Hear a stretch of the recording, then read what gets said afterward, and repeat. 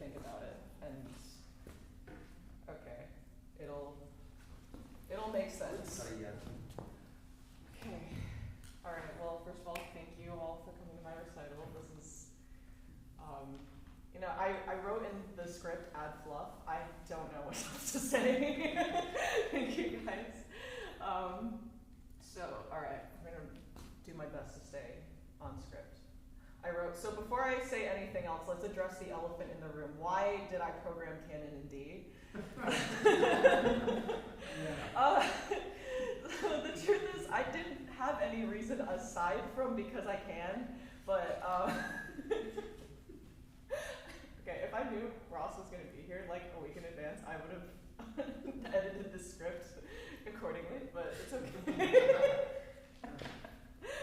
So it says, first of all, as you can see on the program, this is a non-degree recital. An actual senior recital here, for at least the woodwind performance degree, requires one piece from the Baroque period of Western European art music, one classical, one romantic, and one contemporary.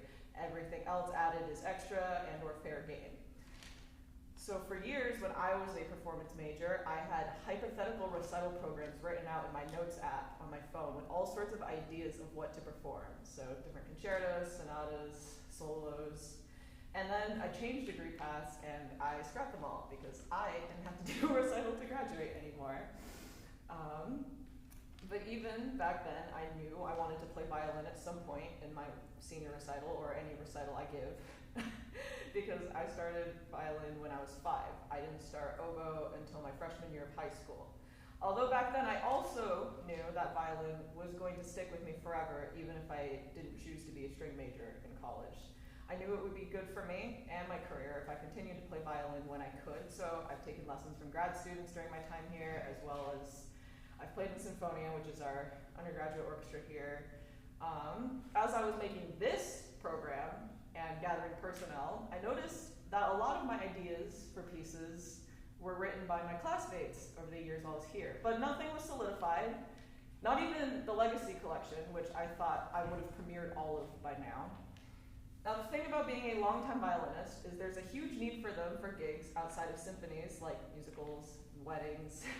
Over the summer, I did a wedding gig where we played this specific arrangement that we just played of Taco Bell's Canon.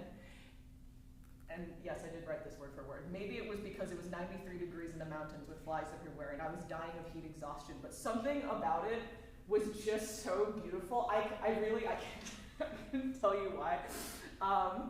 And then the diabolical idea of roping my friends into playing it with me at an otherwise serious event was so just, I don't know, it seemed so genius to me for some reason that I was like, I just have to. So that became the first official, like, locked-in thing I put on this program. And also, another reason is I just didn't want to practice something super hard for this on violin. Like, all my ideas involved a lot more practicing on violin than oboe. I have a lot of other things to do now. And then everything else fell into place from my notes app. Now, let's see. So Legacy Collection, all of the pieces in order played together for the first time as I originally visioned for it. I'll talk about that later. And the world premiere of Maria's piece as part of it is now, because I never got to actually play it since she wrote it for me. So with so many student-composed pieces, I decided to put that on the poster for this event, because this is already very uncommon for recitals in general, like even if you give some kind of non-degree recital, or if you're like me, this is probably the most normal thing I've ever done. Ross, I think, is like the only person, well, Ross, Lily, and Jess were all at my recital last year, and that was an unhinged 3.5-hour event. On like the hottest day of the year. It was, yeah, it was something. So the real reason I programmed Canon in D now, this reason is now real, is this is a free advertising session, this entire recital, for my student composer friends. So I wanted to make sure there was a way that no one in attendance would ever forget this day. Like, we attend a lot of recitals here, and there's always like standard works and all sorts of things, and sometimes we often forget. No, I wanted there to be a way for this to be burned into your memory. None of you ever should forget the crazy lady who didn't even have to do a recital anyway, programming Canon in D, so that by proxy, you'll remember the student works I did too. and I wrote a smiley face there. But plot twist, this ended up like fitting into, I didn't even mean for this recital to have a theme. This was a free-for-all. No one needed a theme like I did for my last one. No one needed a theme for that either. When I was getting the sheet, when I was getting the sheet music for Canon and D, you'd think I had it from the wedding gig, but like again, heat exhaustion, I didn't really think I had enough, so I had to go find it. I found an article about the arranger, Lynne Latham. I knew nothing about her the whole time, and it breaks my heart that I didn't. The article is titled, "Cellist, Educator, and Editor of Numerous String Ensemble Arrangements Performed Worldwide, Passed Away on January 24th, 2022. And I put in part of the article because this is important. It reads, born in 1960, Latham gained her bachelor's and master's in cello performance from Miami University in Ohio. A dedicated teacher, she maintained a private studio of string and piano students for more than 30 years in North Carolina. As a music editor and arranger, Latham founded Latham Music in 1992, a music publishing company specializing in music for strings. The company was acquired by the Lawrence Corporation, whereupon Latham became executive editor for Latham Music. In 2012, she was hired as the string editor for Ludwig Masters Publications, which acquired the Latham catalog in 2013. In the spring of 2020, she was hired as the string editor for both the Southern Music and Ludwig Masters string publications. There's more in the article, like people who remember her, bless you, and remember working with her. And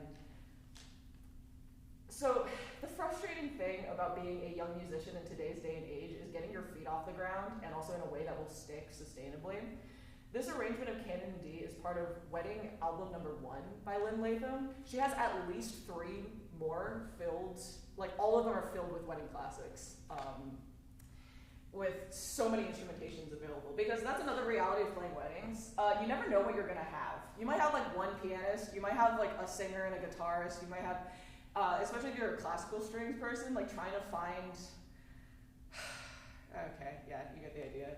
The string trio I have back at home is my old violin teacher, who's filling in for my old pianist because she had a surgery, and then a cellist who is the mom of somebody that I know, and we all got together, but no viola. So the fact that she has this version where Wedding Album 1, the version that I found, is like the second violin part can also be optional viola as well. She included all of that. So I can only imagine the hundreds of musicians over the years, like of all ages, that her work has helped. Like not just for her teaching too, because all of the instrumentations and like the engraving are very doable for students as well. It's nothing like super hard. Because nowadays weddings, like the bride will have like 3 pop song requests. It's usually like "Marry Me" by Bruno Mars. I'm just only saying this because I know it'll make Ross laugh. The song from Twilight. A lot of Ed Sheeran picks. Just pick one, and there'll be an Ed Sheeran song, and then you'd have to fill out like another hour or 2 of music to get your paycheck. And so, but to like find that, if Latham didn't have such like an incredible legacy of her arranging and teaching, like the money I have spent on the most horrible arrangements and engravings known to man of just the most random things just to play, because no one's really listening. So I thought, like, what better way to honor this woman's legacy than to play the absolute just epitome of wedding music of all time ever. Yes. Now, the rest of the program. So I had the solo version of Autumn Leaves. It's a lesser known work by Professor Agrell, he's a composer who teaches French horn at the University of Iowa, and he only recently got into writing for oboe specifically. This one really is not that well known. I went on YouTube to look for recordings to listen to, and the only recording I could find was actually done by a friend of mine from oboe camp. I guess she did it at one of her recitals, and the video has like 43 views or something. But yeah, the majority of what Agrell writes is for brass, and he's amazing. And I thought about just starting the recital just with that as solo piece and sure, and then, but it's kind of short. It just felt a little like dry on its own. And then Anand's piece just like fell into my lap. We showed up for his the first rehearsal for his recital when we played that quintet, and I was like, this is perfect. I wanted to open with a chamber piece. I found it. I was like, I got everyone else on board, and So then I was like, okay, so now how am I going to like put in Autumn Leaves, because I need more in this recital. But so I was, while I was like doing research and learning the piece and learning more about, because I'm not a jazz person, I didn't know that it's a jazz standard. It's like the first one they would learn apparently. I only knew about this because I live with a jazz major. I looked up Autumn Leaves oboe and I kept scrolling and scrolling, and I found, you will not believe this, I cannot believe that this also fits into the theme of this recital. I found this video from 12 years ago of these two guys in Italy, it has like 700 views, playing some version of Autumn Leaves, so an oboist and a pianist, and I'd never heard it before, and it sounded so fun. I was like, where on earth do I find this? 700 views 12 years ago, do these people even still, like, are they around? I tracked down the oboist on LinkedIn and got a LinkedIn premium free trial for like the first time in my life to DM him, pray to God that he responded. And he did. And thankfully his English is good, because I also wasn't sure, because everything on his LinkedIn is in Italian. And when I DM'd him, I sent him the YouTube link. I said, hey, I found this video of you from over a decade ago, and I want to play this version of Autumn Leaves at some point. Do you still have it somewhere, anywhere? And the way he was so sweet, he responded with, so my pianist was improvising, and like I don't have it, but I have perfect pitch, so I will just transcribe what I played for you. So like a month later, he handwrote all of it too. It was borderline illegible. It was great though. I put it into my computer, we worked it out. So he said he was reading off of a Leach sheet before. Yeah, Jess, she's amazing. Thank you to my pianist, Jess, by the way, for like, yes. She listened to the video and was like, you know what, instead of improvising, I'm just gonna write out what this guy plays. So if you really want this version of Autumn Leaves, you'll have to email us, but like, please like give me a week or two to fix my transcription of the guy's transcription, because it's pretty bad. So yeah, that happened. And again, it's so interesting that it fits into the theme, because like I've been asked to play jazz in just other genres that I'm not trained in at all on my not jazz instruments. I mean, okay, I've played something jazzy on English horn, but that was written out, I still had to read it. And like just trying to find sheet music for this kind of thing is so hard unless you have somebody write it out for you. So what I'm trying to say is, please do as I say, not as I do. Please do not track down people on LinkedIn and expect them to be friendly. I was very, very lucky. I did not think this was going to happen. And to give background on it, I actually can't pronounce anything in Italian, but Sebastian Scimé, he studied oboe at the Conservatory of Music in Firenze, Italy. But he works at a software company now as a software developer. But it's so fun because I knew it was him when I found his LinkedIn. I knew it must have been him, not only because it looked like him, but because he has his artistic resume there too, and his like computer resume, blah blah blah. And I can't wait to send him the video. Like, it's been like 2 months since I last messaged him. I'm gonna send him the video of us playing this, and I'm sure he'll be delighted. So now, talking about legacies and whatnot. So how the legacy collection came about. Now this part of the speech is gonna go off because I decided to change a little bit when today I called my mom because I was having nervousness and blues and whatever else on a rainy day you have. And at some point, my mom had to go do something, so I asked her if I could talk to my brother. And if you don't know me, yes, you can go, it's fine. This is not a serious event. You are all free to leave whenever you want. I think you're not a fan.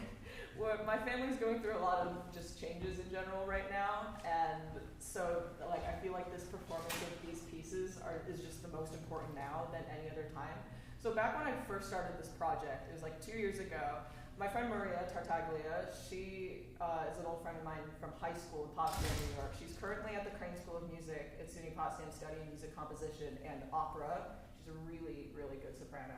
And we were just catching up over coffee at some point. I was talking to her about like how crazy things had been in my life, and it just popped into my mind of like, oh my gosh, could you write me a piece called A Letter to Heaven? Because this is, I want to do this. So my mom's older brother, he passed away very suddenly at the age of 60.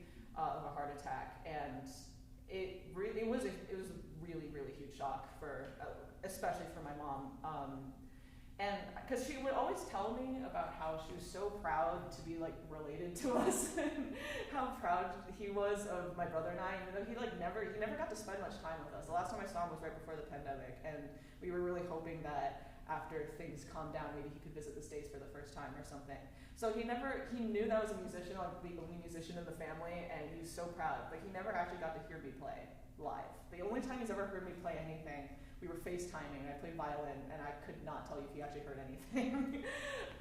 So I wanted something written in his memory that I knew my mom would appreciate it, and I just told Maria just a ton of stories of that I'd heard about his life from my mom, and just like all the memories that I had. So the theme for my mom's sister is sprinkled in this piece. Maria wanted it that way because of how much my uncle sacrificed for his sisters, and I think she titled the beginning "Military Life" because that was part of his life, and because of his military medical training during the pandemic, he had a job because he had experience with like ambulance driving and whatnot. His entire job was to stand outside of a high school to make sure they were all like 3 feet apart, wearing masks. And then that very night, I went home and I was like, how about I just make this a thing? And I called my friend Spruha. So she graduated from Rutgers, not Mason Gross specifically, but she was a double major in music and computer science. But all of her lessons she did for her double major in music were for composition. And I played in her senior recital 2 years ago. Originally she just asked me to play English horn in a trio she wrote originally for something else, and she arranged it for flute, English horn, and bassoon. And as we were working on that, she said, hey, I still need something else in my recital to completely fill it out. How about I write something solo English horn for you? So I've worked with her before, and I immediately knew, like, okay, if I want something dedicated to my mom's sister, who was just like the kindest, warmest, most caring human being in the whole world, I want her to be represented by the English horn. And then I thought, okay, so all the stories I know about her were from my mom because they were really, really close growing up, like closer than close. Like when she passed away, she was the first to pass away, and but she was 50, and she'd lost her battle to blood cancer. And that was the reason why the last time we visited was right before the pandemic, was she had just passed away, and we wanted to make memories as a family. It's like, okay, so I'm thinking, like, what can I work with Spruha on? Like, what do I know that she can do that would also be representative and respectful? And I was like, how about it's a duet, but I don't know what instrument would represent my mom and that she would know how to write for. So I picked the clarinet because I thought that would work out the best. So that's the story behind Heart of Gold. And then Tang is currently a student here, studying. I think she's studying with Jack Ferrer right now. When I think we'd always wanted to like work together at some point. So finally one day she's like, "It's time. I want to write a piece for you." And I was like, "Great! I have an entire vision for this." So originally it was just supposed to be these 2 pieces for the Legacy collection, and they were just supposed to be separate, so it wasn't a collection yet. And then I had this conversation with my mom where she said something about how my father's parents, who are still alive, that she said something about my brother and I meaning everything to them in this life. It's like, it's hard to translate across languages, but that just like sparked the idea of like, oh my gosh, I know exactly what I want to do. So I literally drew her a diagram. I said, okay, so this chunk of the piece, I want it to be inspired by Mahler 4, Movement 3, specifically, because the memory of Mahler's mom that he wrote that, like the beginning 5 minutes of, sounded very similar to one of the last memories I have of my mom's mom before she passed. So the beginning is dedicated to my mom's parents who have passed, and then I said the remaining I want it to be like the most glorious thing.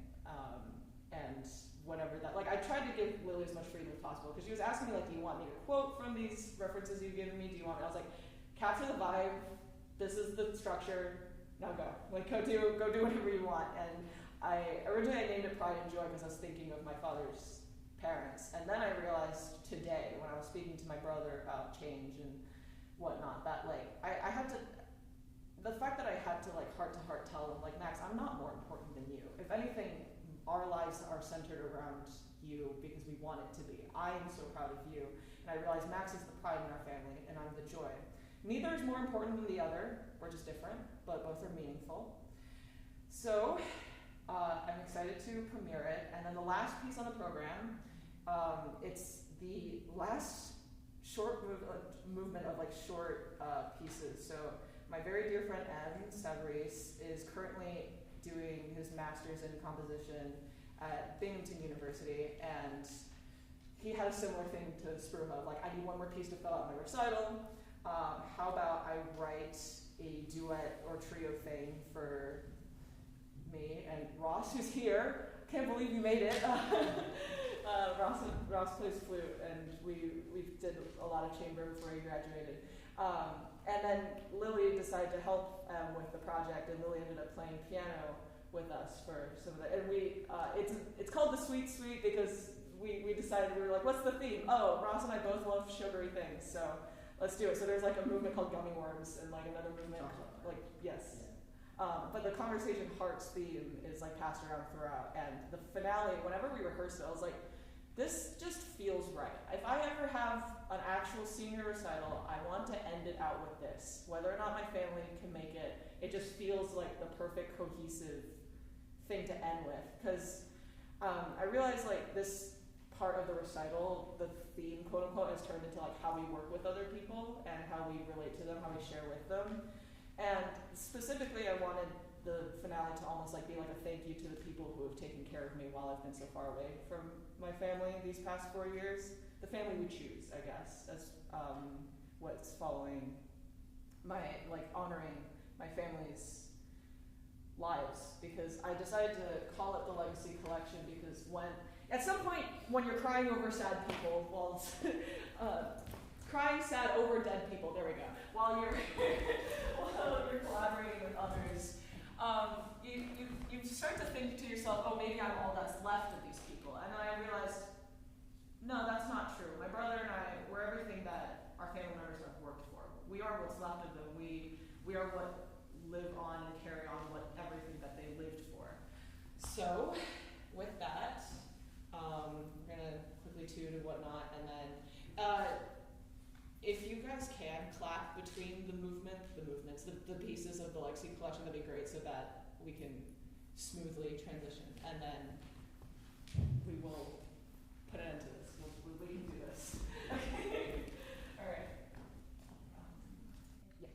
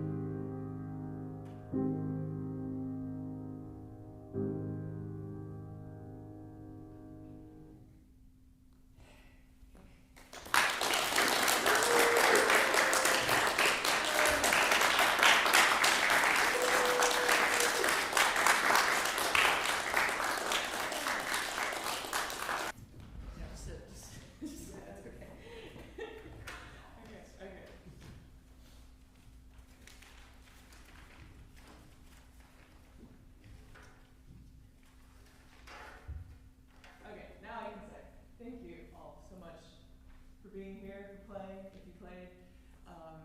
Yes, thank you again to Jess. Nathaniel had to leave, but yes, thank you to my teacher, Nathaniel. I didn't even know I was going to have a senior recital, and yet here we are. All right, let's do